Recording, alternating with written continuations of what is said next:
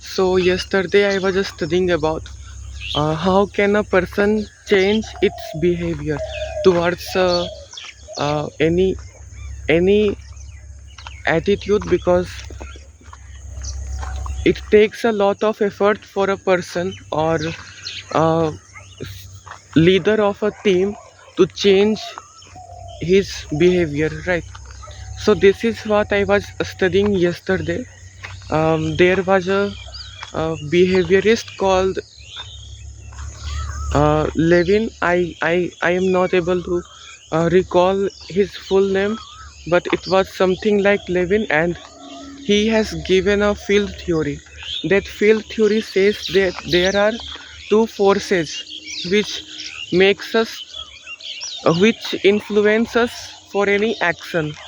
One is hindering force, that is, suppose uh, if you have to study for an exam, and the hindering force will be that you won't be able to read for long hours, right?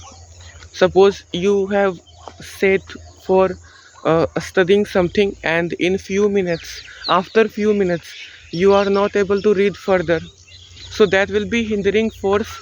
You won't be able to do that task, but the helping force will be for good marks you are studying, right? So these are the two forces which influence a person for any behavior. I am looking like this right now because this is morning time and I just woke up, so that's why I might look bit sleepy, but don't focus there. So these are the two forces that influence any person for uh, these are the two forces that influence any person towards a action or behavior, right? So what happened further, that Levin gave a change model, that how a person can change his or her behavior and what are the process, right? That change model described the entire process of changing a behavior in a complete way, right? So first step is unfreezing. To change your behavior, you first have to unlearn your um, bounded beliefs, and then you have to relearn new things. You have to go through um, blocking all those chains of those beliefs that have kept you uh, stuck in your um, like you have to, this is the part where many people have to understand why they want to change the behavior. And second step um, is related to change. In the second step, the change actually happens, and it is also a state in which a person goes in confusion whether he should quit or not, because the pre-existing beliefs come into picture again and again, and they limit the person to do that action. And then third step is freezing, means crystallization of new what you have changed, right? You have got something, some new beliefs, some new learnings, and now those are there with you. You have finally got freedom from your pre-existing beliefs, right? Now what is an example for this? Suppose actually I think Levin or any other behaviorist, I am not able to remember the name, that was he was assigned, right?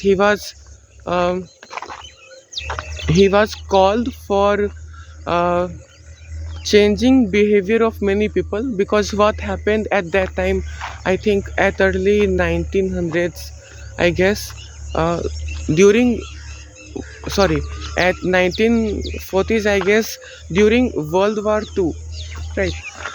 There was crisis of food in US. I am again not able to remember the name of place, right? So there was a food crisis, and there was a meat called offal, which was used to eaten by low income families.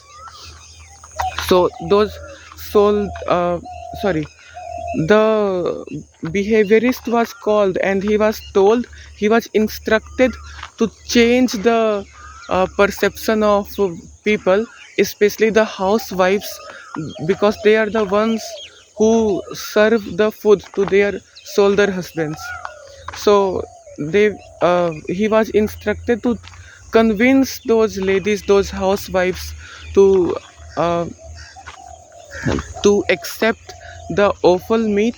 And yes, they were um, I mean, so what happened, the behaviorist uh, went to convince, but initially he was not able to convince those housewives, right?